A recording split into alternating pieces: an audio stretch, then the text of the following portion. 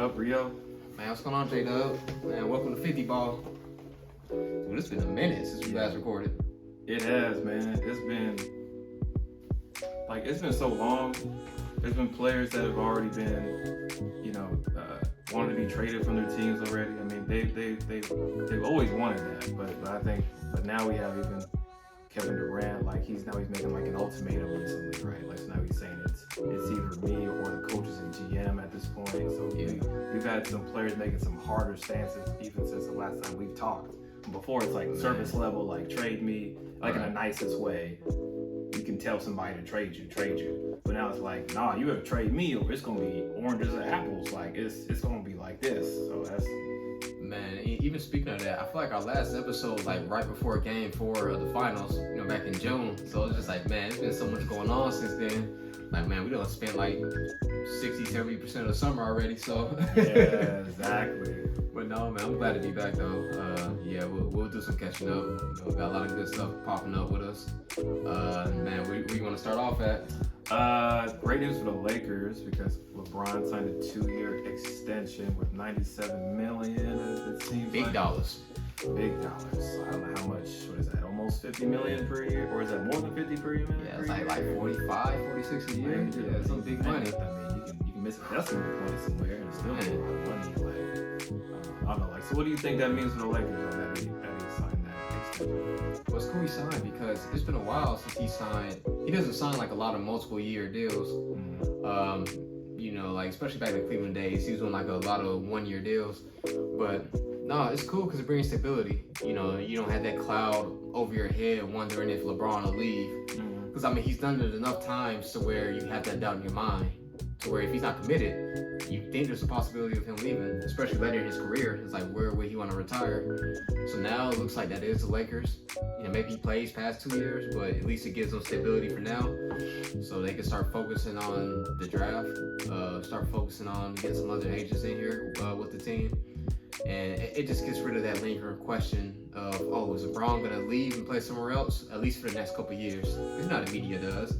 Yeah. A guy can have like 2 years left on his contract anyway, and people are just like, where's he gonna play at in 2024, 2025? Like, man, we ain't there yet. So it just gets rid of that hurdle. Because it's funny when you say that, though.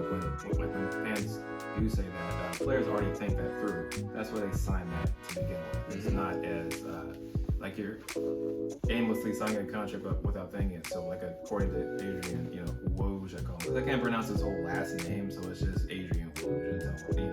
Woj, yep. Yeah, it's Woj. So Mr. Woj, I tell him. So LeBron already looked in the 2023 cap situation. He was looking at teams that had the most cap situation that would be friendly for his situation. So obviously, he had 1-year deal. If he didn't sign his extension, it'd be 1 more year with the Lakers, and he would have gone somewhere else if he deemed it good for him. Obviously it's not because he signed a 2-year extension. So whatever the options it was, he did consider it wasn't good enough within that window. And that's how you get to the 2 years. So so he's saying I'll stay here for 2 more years, but he also told him but go get Kyrie. Like that's his dude, right? He's saying go get Kyrie, and the Lakers have assured him that they are gonna use those first round picks with 2027 and the 2029, which is really far. I'm like, is that really that attractive? That's so far out. Like, man. And it's what? Because it's 2022, so in 5 years, like that's such a. I don't know what you think about that though. But it sounds. I think it sounds further than what it is too. Like, it's a couple years away. Like 5 years is a long time, but it's just like I'm still not used to even hearing the idea of 2023. Yeah, that's fair. Like this whole new decade thing is still sinking in, but. It makes sense, you want to try to maximize this guy while you got him. And 2 years is just short enough to be like, hey, if y'all don't do what I want y'all, if y'all don't do what I want you to do, I'll get up out of here. Mind you, he's going to be like 39, 40 at that time, but, he still probably can average around 20 points a game, 19 points a game, and be serviceable to a good team. So it keeps the Lakers on their heels. It makes them, it kind of forces them to be aggressive in free agency and try to make some moves, which I don't think they've done enough just yet. You know, they got a lot more moves to make because we still pretty much got the same team for last year. Yeah. I mean, because I don't know what you think about the Lakers wanting Kyrie so bad to be a good piece, because obviously he's a great talent to put on the team. But is that something that seems viable versus like, I know we want to get rid of Russell Westbrook really bad because he's just, you know, he doesn't fit what we need. Right. Yeah. But is Kyrie, you know, you think? I guess what I'm trying to think of is like, do you foresee him being Kyrie during the, you know, if he's playing for the Lakers, he starts doing the same thing he did with Brooklyn. Right. Yeah, he did with Boston. He starts, you know, missing games for different reasons. Like, my thing is, if I'm the GM of the Lakers, I would need a plan B. Like, the plan can't be, oh, we'll use these future draft picks for Kyrie. Because for one, that's not a guarantee you're going to get him. yeah. For two, it's not a guarantee what you're going to get from Kyrie. Talent-wise, I don't question him. But, you know, it's everything else that comes with him. You would definitely need a plan B. Like, that would not be my plan. That would not be my one and only plan. That's what I'm saying. Yeah. You know, you got to have something on the side if Kyrie's one of your options. So, you know, I would, you know, those draft picks could be somebody else, like maybe Dame in a couple years or just whoever, Jimmy Butler, you know, somebody. It just wouldn't be Kyrie and Kyrie only. Honestly, I don't even know if that would be my first priority. I would be aggressive in trying to get him, but you know, you're talking about distractions. You're bringing them to LA, where I mean, you got distractions out there for a role player. So you know, for Kyrie, it's a different scale. So I would need to rethink that. Yeah, Kyrie, I wouldn't stop there. It has to be some other players in consideration. Yeah, I mean, like, you know, they were also thinking about, what's his name, Miles Turner, and Buddy Hield is good options. If that doesn't work out, they can still reach out and try to, you know, contact other teams, you know. So I know that people don't want to pay Westbrook for one, because he has, like, then he signed like a 47 player option. So they could wait mid-season, because that's when your salary drops, right? Because the Lakers will be paying him for the next few months, right? He keeps playing. Right. He doesn't play for free. So it's by the time you get to the, you know, All-Star game, maybe he'll be around 20, 23 or something million. Maybe that'll get teams to kind of be okay with taking on his contract, which is crazy. We're like begging teams to like take Westbrook. Like, please, Westbrook. Like, please do it. They need a whole overhaul though. Yeah. You know, the trade, like, I don't know who else you want to trade beside Westbrook, but it seems I guess, is it as simple as like just trade Westbrook? No, it's not that simple. It's not that simple. We still got to move other pieces around. We got to make sure AD comes back in shape and Duke can stay on the floor. You know, because if AD goes down, that's a wrap. Like, even if they get a Kyrie or somebody, if AD ain't gonna be right, that's a wrap. Like, it's too competitive. You still got the Warriors looming, because you're not playing just to make the playoffs. You know, with the Lakers, and especially with LeBron in the final stage of his career, you're playing to get a championship. So you gotta think of, okay, we got enough to beat the Warriors, we got enough to beat the Grizzlies. Moving Westbrook and getting the one other great player ain't enough to just get us over those teams. You know, you gotta be realistic. You know, I'm a root for the Lakers, but I won't be blindfolded. Like, we need a lot of work done to get past those top 3-4 teams in the West. So, yeah, I just can't put on Westbrook. We got multiple moves need to be made. Yeah, I mean, and you know, when we think of these championship teams that have already won, like with the Warriors have won lately, but because they have teams that understand their role. Yep. It's like when the Lakers won, like it was that long ago, but when they won like a couple years ago, you know,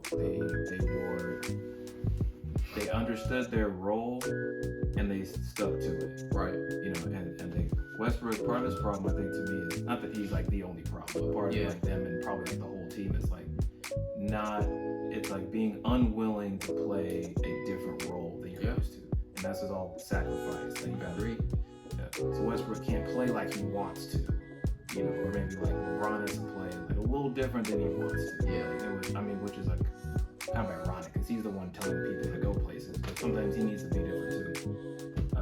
You know, LeBron can't always play like he did, like in his prime LeBron. Right. He can't have the whole offense running through LeBron. Sure. He's 37, 38. Like, you're gonna still run through him, like he's gonna be walking up slow and directing and doing all this and doing all that. You know, so it's something that they gotta consider. It's like when you got this new coach, right? Like Darvin, like, are they gonna buy in to what he wants to do? He seems really, passionate, motivator. I don't even know him that well, but I know that he just sounds very strong when he's talking. He means it. He means it. He's like, got hey, that vibe, you know what I'm saying? Like, and that's what they need. So I know that this is a good start for the Lakers, though, to get LeBron back, at least contribute for at least 2 years. But I'm saying, like, overall, like, they have definitely more work to do, like you said. That's for sure, yeah. And like you said, guys gotta start doing more of the little things. That's why I respect Steph a lot. Like, this guy's a small guard. He's setting off-ball screens for people. He's playing to win. Like, guys gotta get that mindset. The Westbrooks and everybody in the AD not want to play center. Like, you guys gotta do what you gotta do for the team to win. Set them off-ball screens. Move off-ball. Everybody don't need the ball. We talk so much about who's gonna have the ball. I mean, move off the ball. Get in scoring position. So it's gonna be interesting. They got some work to do, but it's funny. Speaking about Kyrie and players staying focused, a big topic that's coming up a lot more in sports is mental health. One of the bigger stories that come up recently is like Adrien Broner. He's getting ready for a comeback fight, and like a week before his match, he pulled out due to mental health. And this happened before too with Ryan Garcia. That's a young fighter. A similar situation. He had a fight coming up and he pulled out due to mental health. And you got a lot of mixed reactions about that because it's a comeback sport, so you got a lot of testosterone revolving around that. So I mean, what is your thoughts with more athletes starting to pull out of their sporting events due to mental health? I mean, it speaks volumes to what they could be dealing with. Sometimes, like, players' personalities, like, if you're kind of like aware how they are, because some people are, if your fans are more invested into the personality, not just like Broner. Like Broner, obviously, like when you show me the clip of him, all these other crazy interviews, trying to grab the microphone and. He talks a lot of trash, right? And he's flamboyant, and like he of all people pulls out. Let me say he definitely got a mental issue. Like you believe him? Oh, 100%. You definitely, because he was mental in that interview, like that with Jim Gray, he going mental. He's attacking every person around him, and some people do that to like shadow like their own issues, and they like just start to like now it's like you're the problem, you're the problem. And I'm like, all right, chill. I mean, it's reality because it's a stressful industry that they play in, like especially boxing. He's trying to be, or is it UFC, right? No, it's boxing. It's boxing, okay. So if it's still boxing though, it's still stressful. It's trying to keep your record has to be good. You can be like one knockout away from people not caring about you, and like you're losing money, like you're using there's a lot on the line there. Right? He talks so much junk. I know he has to keep that up. He talks so much. And there's other players like Kevin Love or DeMar DeRozan. These are basketball players I'm talking about. Because man, I know who these names I'm talking about. But Simone Biles, is there, or even like Ben Simmons allegedly. I say allegedly, kind of messing with you, but I was like, I say allegedly because I'm not so sure about him. But what do you think about someone like Ben Simmons? Do you think his is for real, or do you think his is kind of like? Man, that's what makes it hard. Like, because I think it's valid. If somebody's really going through something, I don't care what profession you got. If you're going to that point, if you're at the point to where you're at your breaking point, you're about to have a nervous breakdown, you need to take that step back for yourself and handle that. Because once you lose your mind, nothing else is going to matter. Your performance is going to decrease. I don't care if you got a desk job or you're a fighter. If your focus and your mind's not there, and that's where everything starts at. It's kind of the root of everything, your mind and your heart. If it's somewhere else, if it's just scrambled, you need to get that taken care of. What makes it tricky, and a lot of people won't say this, you got people that might abuse it too. It's like sick days. Yeah. People get sick for real. But you also know for a fact people use sick days as an excuse to not come to work when they're actually not sick all the time. Yeah. And people do it, so it's hard. It's one of those things to where it's hard to call it out. Like you don't really know if somebody's sick or not, and honestly, it's like it may not even be your place to try to find out. And that's what makes it tough though, because in sports, like a Ben Simmons, you got people paying to come see you, and then you're not playing. So my biggest thing is like you gotta communicate that. Like don't say mental health when you're just not prepared. Like, oh, you haven't been practicing, or you might not have been training hard, so you don't want to look like trash out there. So you're gonna say, oh, my head's not in the game, my head's not in it, so I'm not gonna show up. I don't like that, because you should have prepared. Like you're taking the checks, so you need to show up and perform. So I don't like it if you're using mental health as you're pretty much lying, but you're really just not prepared. I don't like that. But if you're actually going to do something, which you never know, people, we're humans, we go through things, like somebody could have died, or you're just, life is beating you up, that's legit, man. Like, if you're actually feeling that way, I mean, I respect it, pull out, but the biggest thing is communication.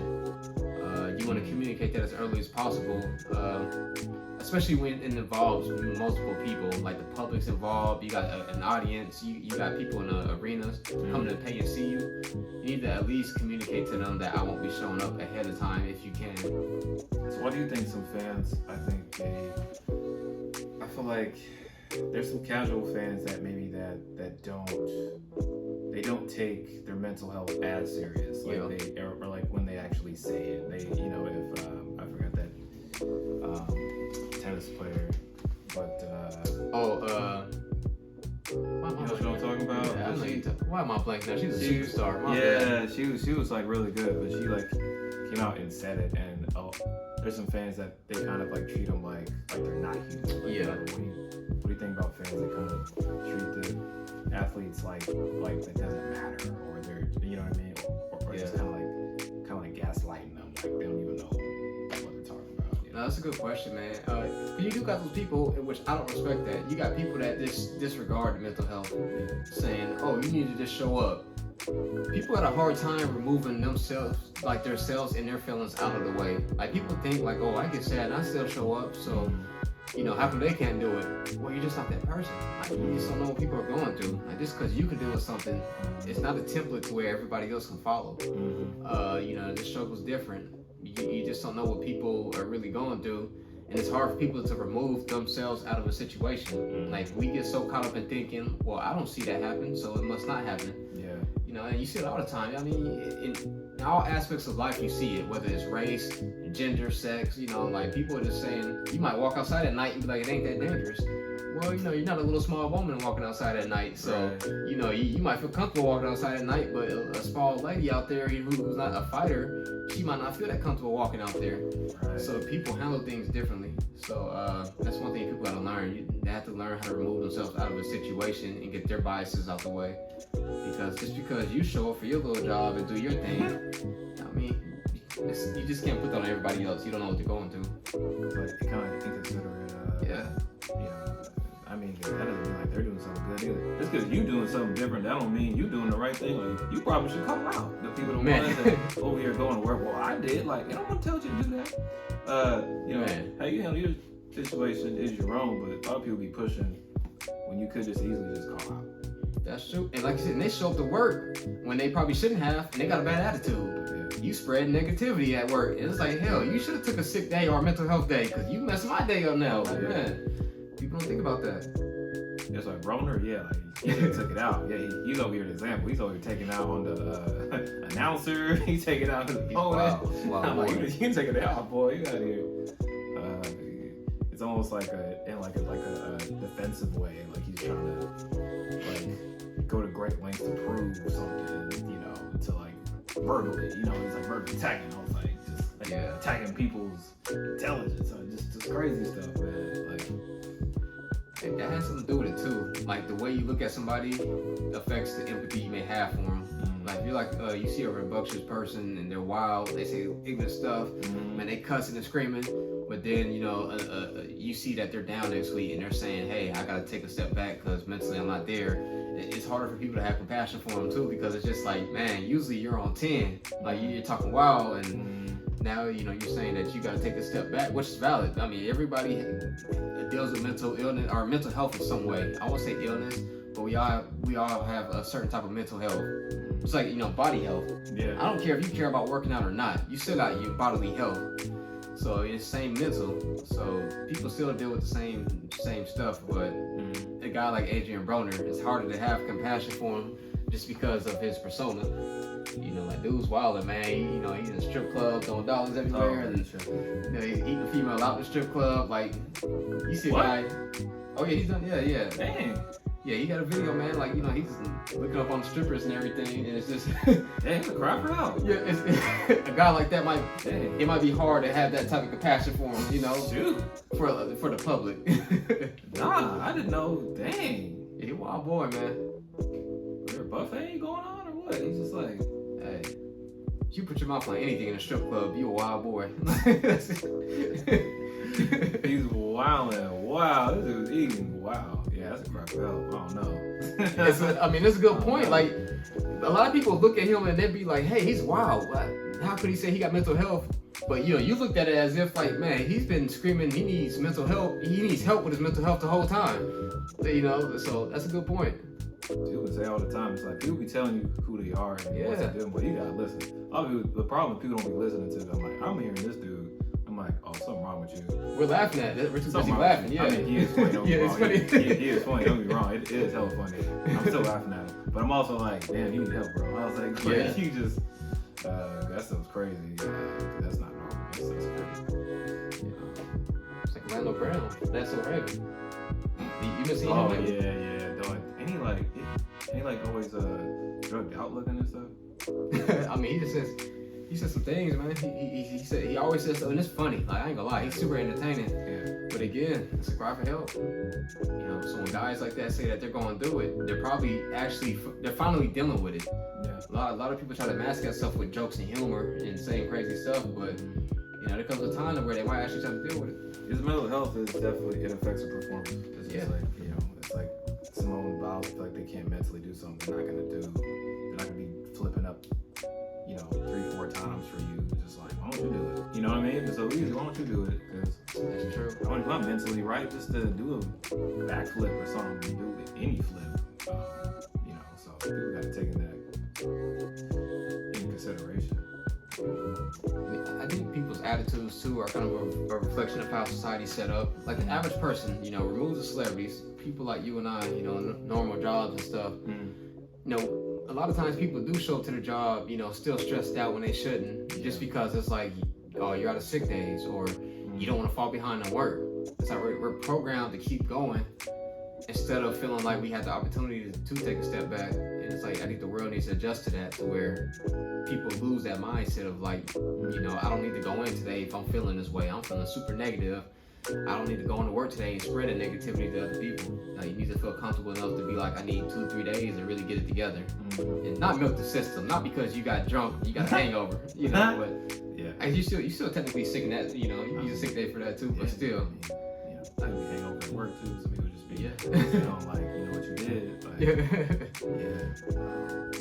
definitely smell some people that smell like they had some activities the night before. So I don't say nothing, but But would you respect that though? Like, you got basketball tickets, you could go pay like Dame Lillard. You went to Portland to go see Dame, and you made that 2-hour drive down there, and he pulls out because of something personal or mental. He needed to get his hair right. I mean, you respect it? I know you're like disappointed as a fan, but what's your thoughts? Like, do you respect that still, or? Man, I'm about to pull back my ticket because I'm about to ain't come over here. First of all, Dame, you don't go to Portland to see nobody but Dame.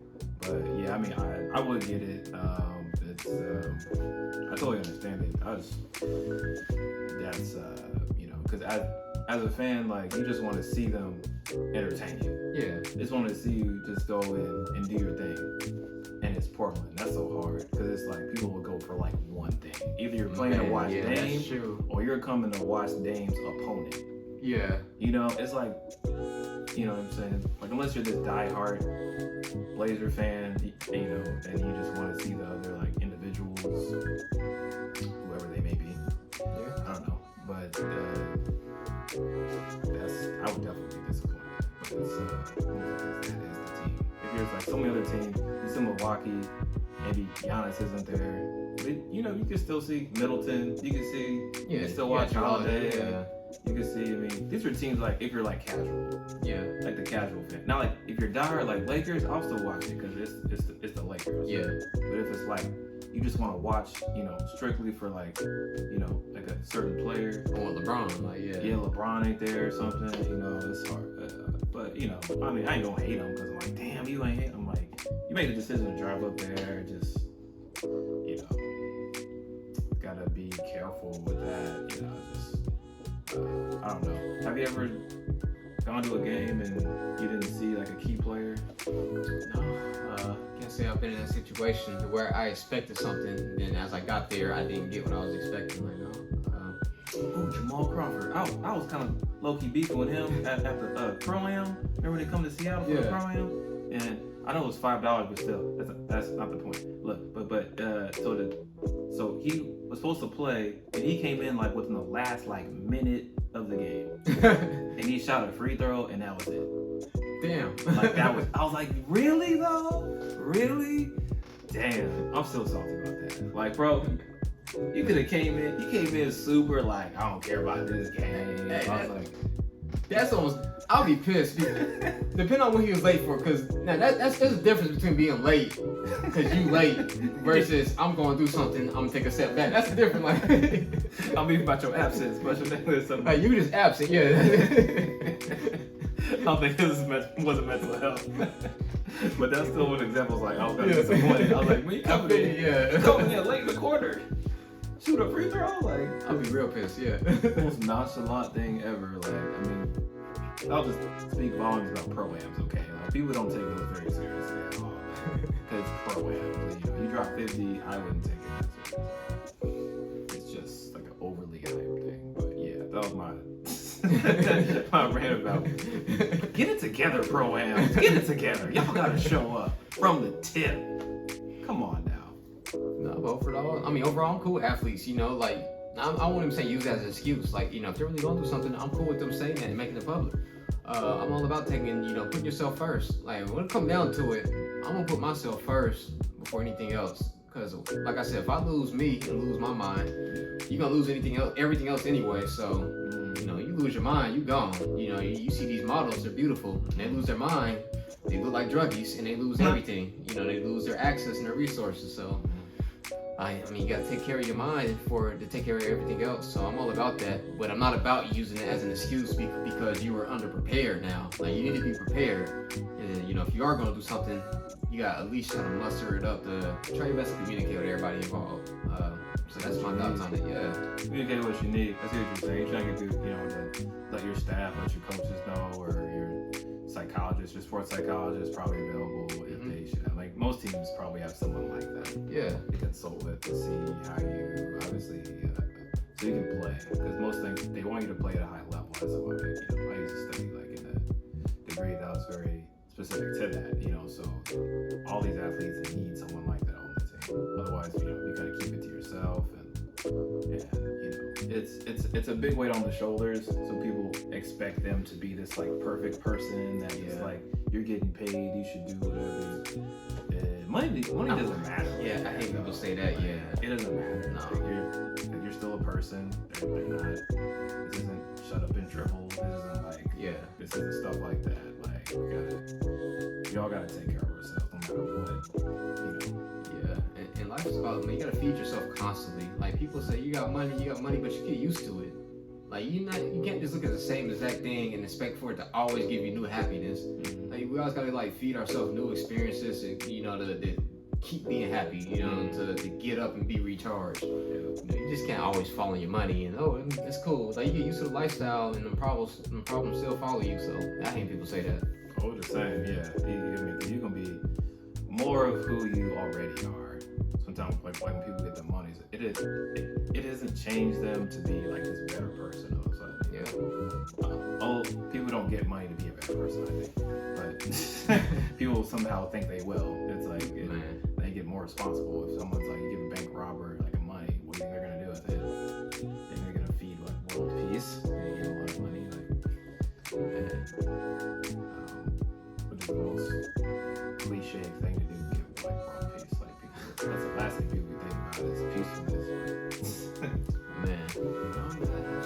topic. I think it's coming up more and more. I mean, that was my thoughts on it. I don't know if you had any last minute things or any final thoughts. Athletes need to be on their own thoughts. Yeah. Pay attention to those thoughts.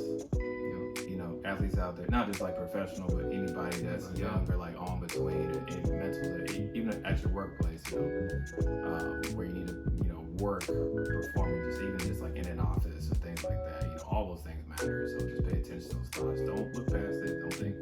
Don't let people try to make you sound like you're crazy or try to gaslight you, act like you're not really feeling what you're feeling. Just listen to your body like you listen to your mind. Yeah, that's what I'll say. That's cool, man. Well, shoot, man. Thanks for joining 50 Ball. We got a lot more coming to you guys. Yep, stay tuned. Yep. Peace.